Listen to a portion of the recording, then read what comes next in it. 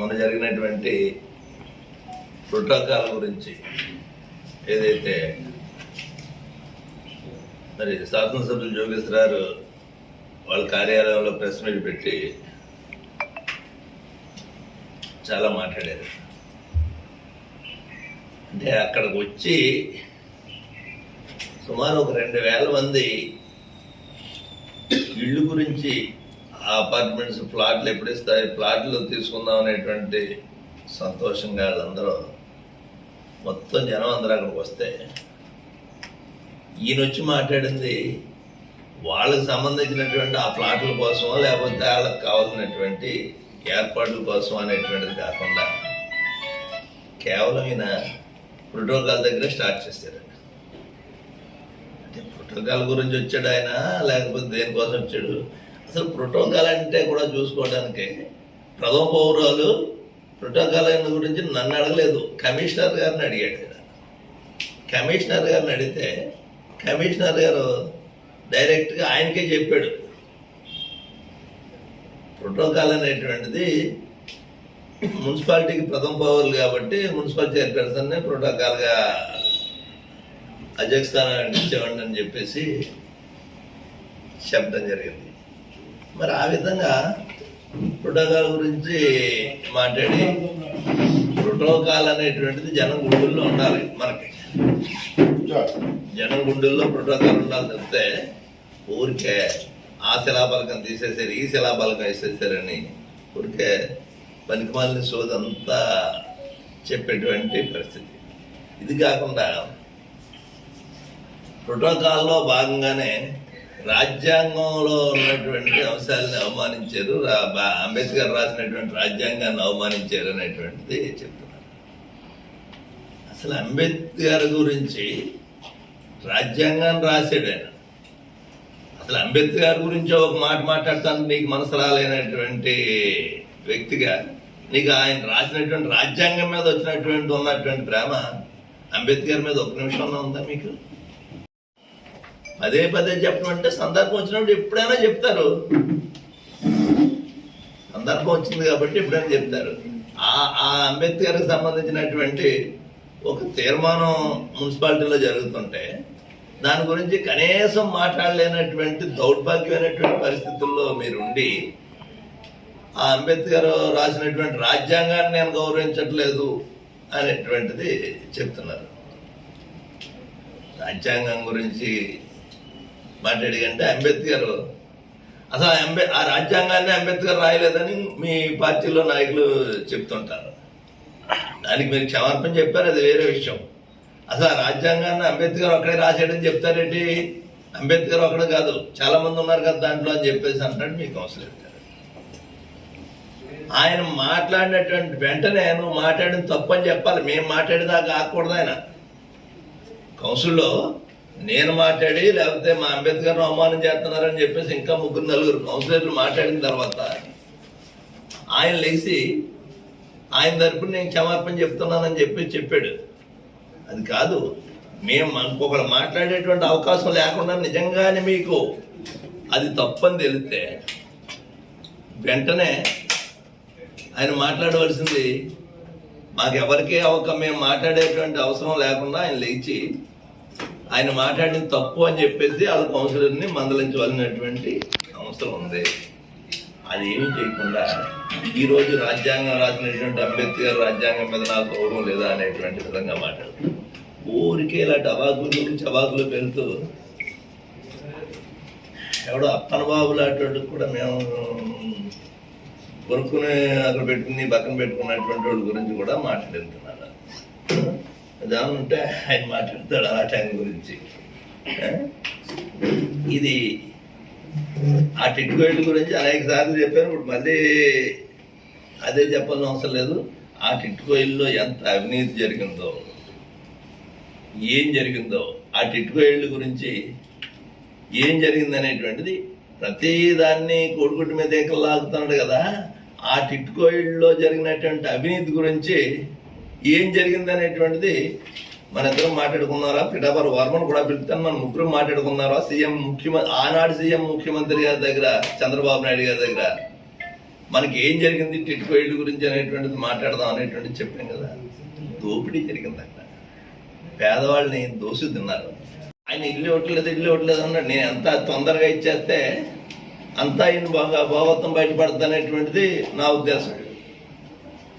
ఆ టిట్కో ఇల్లు ఎంత రేటుకి కట్టారో, ఎంత రేటు కలిగి ఇచ్చారో ఇవన్నీ కూడా బహిరంగంగా మాట్లాడుకుందాం అంటే ధరాబాబు బహిరంగంగా మాట్లాడుకుందాం అంటే నాకు ఏ విధమైనటువంటి అభ్యంతరం లేదు. 2-3 సార్లు చెప్పాను. ఇది సరైనటువంటి విధానం కాదు. అక్కడ వచ్చి ఆ మీటింగ్ అయ్యేంత వరకు ఉండి వాళ్ళు నిజంగా టిట్కో ఇళ్ళులో ఉన్నటువంటి వాళ్ళందరి మీద నిజమైనటువంటి అభిమానం ఉంటే ఆ మీటింగ్ అయ్యేంత వరకు అక్కడ ఉండాలి కదా. మీటింగ్ అయ్యాక వాళ్ళ గురించి మాట్లాడాలి కదా మీటింగ్లోని. అది ఏమీ కాకుండా ఊరికే గొడవ పెట్టడానికి ఏదో 10 మందిని వేసుకొచ్చేసి ఆ డయాస్ మీద గందరగోళం చేసి ఆ సభ జరగకూడదు, వాళ్ళకి మంచి జరగకూడదు అనేటువంటి ఉద్దేశంలో మాట్లాడుతున్నటువంటి చేసేటువంటి కార్యక్రమాలు. పదే వాళ్ళకి ఇల్లు ఇవ్వట్లేదు, వీళ్ళకి ఇవ్వట్లేదు. ఇవ్వాల్సినటువంటి బాధ్యత మాకు ఉంది. నేను అప్పుడు చెప్పాను, ఇప్పుడు చెప్తాను, మళ్ళీ ఇంకోసారి మీ ద్వారా ఈ పట్టణంలో ఉన్నటువంటి లబ్ధాలకు అందరికీ చెప్తాను. ఆ ఇల్లు అప్పుడెప్పుడో రాజశేఖర రెడ్డి గారి టైంలో కృష్ణార్జున చౌదరి గారు ఇచ్చినటువంటి స్థలాలను వెనక్కి లాక్కున్నది మీరు వచ్చిన తర్వాత. ఆ స్థలాలు వెనక్కి లాక్కుని మీకు ఇల్లు కట్టిస్తానని చెప్పేసి ఆ పట్టాలు తీసుకుని ఆ పట్టాలు ఇచ్చిన వాళ్ళ మీద ఆ ఇల్లు ప్రారంభించింది మీరు, కట్టింది మీరు. పదే నా మీద ఉండే గౌరవం కొద్ది ఆనాటి ముఖ్యమంత్రి చంద్రబాబు నాయుడు గారు 6,000 ఇళ్ళు ఇచ్చారని చెప్పేసి పెద్ద ఘనకార్యంగా చెప్తున్నాడు. 6,000 ఇచ్చారు కాబట్టి ఎంత ఎక్కువ ఇస్తే అంత మీకు ఉపయోగపడుతుందని దోసుకుందామని ఇచ్చినటువంటి కాదు, అయ్యి ప్రజల కోసం ఇచ్చినటువంటి కాదు. 6,000 ఇళ్ళని సరే 6,000 ఇళ్ళు ఇచ్చారు.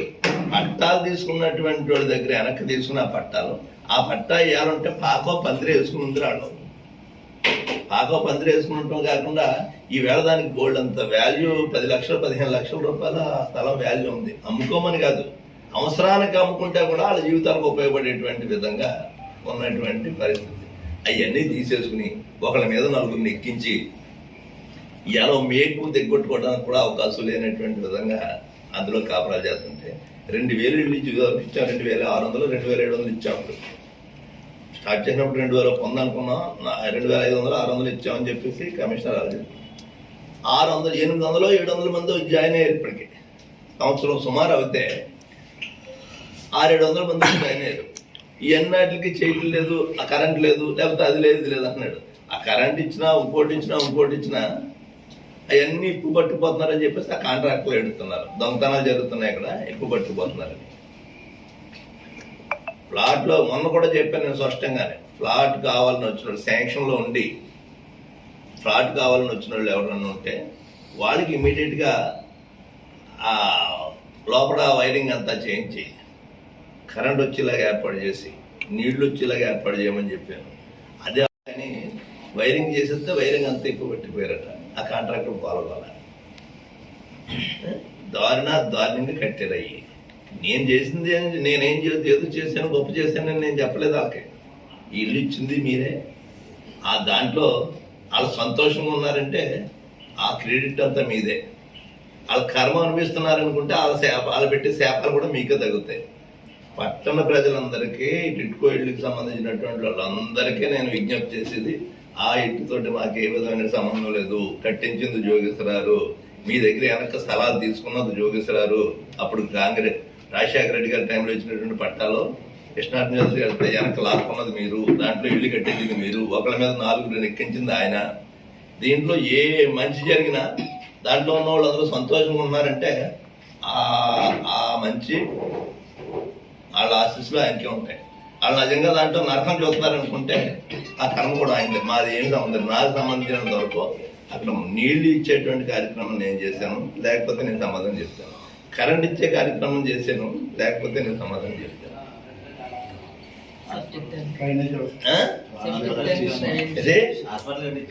హాస్పిటల్ కట్టించాం. ఈ ఫ్లాట్లు కూడా ప్రతి ఇంట్లోని 3 ఎవరో ఒకళ్ళు 2 వికలాంగులు, పెద్దవాళ్ళు, ముసలోళ్ళు ఉంటారు. 4 అంతస్తుకి ఎక్కించడం అంటే ఎంత ఇబ్బందికరమైన పరిస్థితి. ఈరోజు అయ్యే ఇళ్ళు చంద్రబాబు నాయుడు గారు కట్టించింది ఇది, మరి జగన్మోహన్ రెడ్డి గారు కట్టించిన ఇళ్ళు వ్యక్తిగతమైనటువంటి ఇల్లు కట్టించారు. మనం ఓపెన్ చేసినటువంటి ఇటువైపు పక్కనే అప్పుడు రాజశేఖర రెడ్డి గారు ఉన్నప్పుడు కృష్ణారావు చౌదరి గారు కట్టించినటువంటి స్థలాలు ఇచ్చినవి ఉన్నాయి. ఇల్లు కట్టుకున్నారు, వాళ్ళందరూ శుభ్రంగా సంతోషంగా ఉన్నారు. ఇంకా కొంచెం మొదటికి వెళ్తే కొంచెం ఈ రోజు 30 లక్షల మంది 31 లక్షల మందికి జగన్మోహన్ రెడ్డి గారు ఇచ్చిన ఇల్లు ఆ నేటూరులో ఉన్నాయి, కనపడతా ఉన్నాయి. లేకపోతే నేనన్నా ఖర్చు పెట్టుకుంటాను, దోరపూడిలో వేసారు, చూపిస్తాను రండి అని కూడా అన్నాడు. మన ఏదో మాట్లాడుతుంది. రమ్మని చెప్పిందాం, వెళ్దాం, తీసుకురమ్మని వెళ్ళి చెప్పిందాం. కట్టాం, అక్కడ జరుగుతున్నాయి. ఇల్లు కట్టుకున్నారు వ్యక్తిగతంగా 14 లక్షలు 15 లక్షలు వేసి కట్టుకున్నారు. నీకేంటి బాధ? స్థలం ఇచ్చాం, గవర్నమెంట్ నుంచి వచ్చేటువంటి గ్రాంట్ ఇచ్చాం, వాళ్ళు 10 లక్షలు కాబట్టి 15 లక్షలు వేసి కట్టుకుంటారు. వాడు ఓపుకున్నంత వరకు కట్టుకుంటాడు.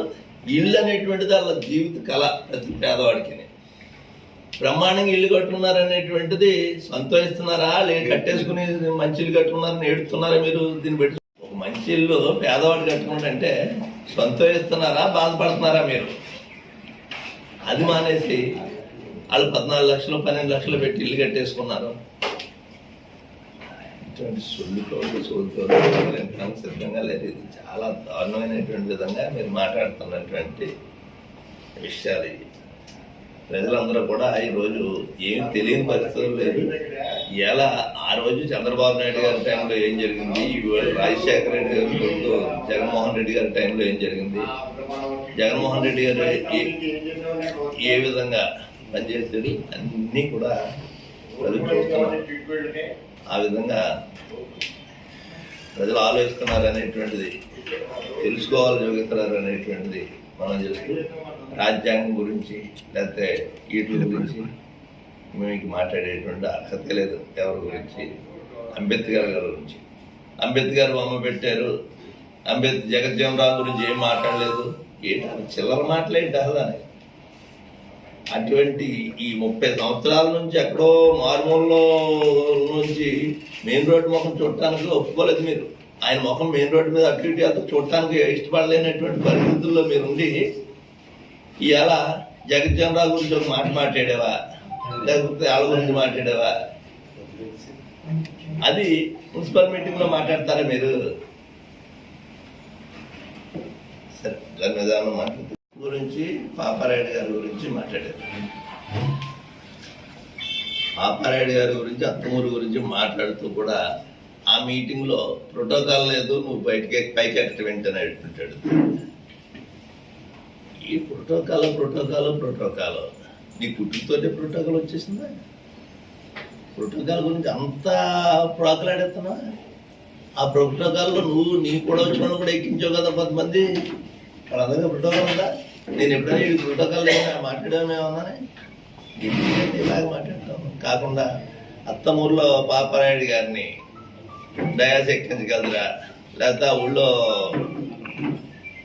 మీటింగ్లో మాట్లాడించగలరా? ఆ చిల్లర కబుర్లు చిల్లర మాటలోనే ఒక కుటుంబం అయినప్పుడు అనేక సమస్యలు ఉంటాయి దాంట్లోనే. ఇక్కడ ఏ రేటుకి వెలుగుదాం అనుకున్నప్పుడు నువ్వు కింద నుంచి పైదాకా నాకెళ్తున్నటువంటి లీలాకృష్ణ ఉన్నాడు కదా, ఆ లీలాకృష్ణని రెడ్డి ప్రసాద్ మొహమ్మద్ కొట్టారు కదా, అప్పుడు రక్తకొల్లు అయిపోయాడు. వాళ్ళిద్దరిని వస్తాడు కూర్చోబెట్టు. నీ కారులో వాళ్ళిద్దరిని ఎక్కించగలదు వెళ్ళగలదు నువ్వు? లీలాకృష్ణనే రెడ్డి ప్రసాద్ గారిని నీ కారులో ఎక్కించి తిప్పగలదువా? తిప్పు చూద్దాం. మనం మాట్లాడామంటే ఒక పద్ధతి ఉండాలి. ఆ గ్రామంలో వీళ్ళందరూ బంధువులు, స్నేహితులు, ఒక పార్టీకి సంబంధించినటువంటి చిన్న చిన్న విషయాలు అనేటువంటి ప్రతి చోట ఉంటాయి. మళ్ళీ మా మధ్యన మనస్పర్ధలు ఎందుకు? పార్టీకి మేలు జరగాలనేటువంటి నియోజకవర్గ పరిధిలో మీకు కూడా తిరుగుతుంటాను, మీకు కూడా ఉంటాను. ఆ గ్రామంలో పంచాయతీ గెలిచారు కాబట్టి పంచాయతీ తరఫున వాళ్ళు చూసుకోమని చెప్పినట్టు ఆయన పాపారాయుడు గారు ఆ విధంగా మాట్లాడితే ఈయన దానికి వక్ర భాష్యాలు తీసి లేకపోతే గొడుగుడి మీద ఎంటుకలు లాగేటువంటి కార్యక్రమాలు మీరు ఉంటారు. మా నాయకులు, మా పార్టీ, మేము ఎలా ఉండాలనేటువంటి మీరు చెప్పాలా? నేను చెప్పాను కదా, జోగేశ్వరరావు గారికి, మరి లీలాకృష్ణకి, వాళ్ళకి, రెడ్డి ప్రసాద్ గారికి రాజకీయాలు అనేటువంటి అనేక అంశాలు ఉంటాయి. రాజకీయ పరంగా మాట్లాడితే అట్లా స్వాగతించవచ్చు. చిల్లర మాటలో మాట్లాడటం అనేటువంటిది అది మంచిది కాదు. అందుకని చెప్పేసి ఇద్దరినే, పాపారాయుడు గారిని, భాస్కర్ రెడ్డి గారిని ఒక చోట కూర్చోబెడతాను. వీళ్ళ ఇంటికి వాళ్ళ భోజనానికి వెళ్ళటం, వాళ్ళ ఇంటికి వీళ్ళ భోజనానికి వెళ్ళటం చేస్తాను. నువ్వేం చేస్తావు చెప్పు? నువ్వు మాట్లాడిన క్షమరపం చెప్తావు నువ్వు. అదే నువ్వు నేను ఈ పని చేయగలను. నువ్వు లీలాకృష్ణ ఇంటికి రెడ్డి ప్రసాద్ గారిని తీసుకెళ్తావు, రెడ్డి ప్రసాద్ గారి ఇంటికి లీలాకృష్ణ గారిని తీసుకెళ్ళటం చేయగలుగుతావు? చెయ్యి చూద్దాం. ఏది ఏమైనప్పటికీ ఈ విధానాలు అనేటువంటి ప్రజలందరూ గమనిస్తున్నారు. మీకు మాట్లాడింది చూస్తారు, నేను మాట్లాడింది. అనేక పనులు సోమేశ్వరంలో సబ్ స్టేషన్ కట్టించారు. నువ్వు 10 సార్లు కొబ్బరిగా కొట్టుకోవటం. ఆ సబ్ స్టేషన్ ఆపించడానికి నీ మనుషుల చేత అనే గుర్తు చేసావు. నీ మనుషుల చేత హైకోర్టులో కేసు వేయించావు. ఆ కేసు కూడా తీయించకపోతే సబ్ స్టేషన్ ప్లేస్ వేరే మార్చుకోవడం జరిగింది. ఇదే నువ్వు చేసేది? అభివృద్ధి గురించి మాట్లాడే అర్హత ఉందా మీకు? నీ మనుషులు కాదని చెప్పు. ఆ కేసు వేసినటువంటి వ్యక్తి నా మనిషి కాదు, నాకు సంబంధం లేదు అని చెప్పి చూద్దాం. నీ పార్టీ అధ్యక్షుడు, నీ పార్టీకి సంబంధించినటువంటి మాజీ ప్రెసిడెంట్, ముఖ్య నాయకుడు ఇలా హైకోర్టులో కేసు వేసిన సబ్ స్టేషన్ ఆపించాలని చూసాడు. ఆ సబ్ స్టేషన్ కట్టించింది నేను. ఆ సబ్ స్టేషన్ కరెంటు గురించి మాట్లాడతాను. మీకున్న అర్హత ఏంటి? వేములపల్లి సబ్ స్టేషన్ కట్టుతున్నాను. అత్తమూరికి 3 ఫేజ్ కరెంటు తీసుకొచ్చి ఇస్తున్నాం. దీని మీద నుంచి తీసుకొచ్చి సాపేత్ర నుంచి తీసుకెళ్ళి ఈ అనేక కార్యక్రమాలు చేస్తుంటే ఈవేళ నీకు చెప్పాల్సిన పని లేదు. ప్రజలకు సమాధానం చెప్తానని చెప్పాను. నేను ప్రజాప్రతినిధిగా ఉన్నాను. ప్రజాప్రతినిధి అనేటువంటిది నీ స్థాయిని నిలబెట్టుకునేలా మాట్లాడితే ప్రజాప్రతినిధి గౌరవిస్తాం. చిల్లర రాజకీయాలు చేసి ప్రతిదానికి రాజకీయంగా దాంట్లో లబ్ధి పొందాలనేటువంటిది చిల్లర ఆలోచన చేస్తే నీకెందుకు సమాధానం చెప్పాలంటే నేను ప్రజలకు జవాబుదారీ ప్రజలకు చెప్తాను. కరెంటు గురించి నేను ఎవరినో అడిగాను, ఎలక్ట్రికల్ డిపార్ట్మెంట్ వాడిని 1,30 లక్షలకే 5 కోట్లే చెప్పాను. నేను పెట్టినటువంటి ప్రతిపాదనలో 8 కోట్లు పెట్టాను. ఈ 5 కోట్ల రూపాయల వరకు 800 పోల్స్ కావాలని చెప్పేసి 900 పోల్స్ కావాలని చెప్పేసి పంపించాను. నియోజకవర్గంలో ఎక్కడైతే ఏ గ్రామంలో అయితే కరెంటు వైర్లు మార్చాలని చెప్పేసి పెట్టాం. లూజ్ స్పెల్ ఉన్నటువంటి పోల్స్ మారుతున్నాం. లో వోల్టేజ్ ఉన్న అక్కడ ఇంప్లిమెంట్ చేయడానికి కొత్తగా ట్రాన్స్ఫార్మర్ కావాలనేటువంటిది చెప్పాం. ఒక పని చేద్దాం. 5 సంవత్సరాల్లో కరెంట్ విషయమై 2014 నుంచి 2019 వరకు మీరు ఏం చేశారో చెప్పండి. కరెంట్ మీద ఎంత డబ్బు ఖర్చు పెట్టారో చెప్పండి.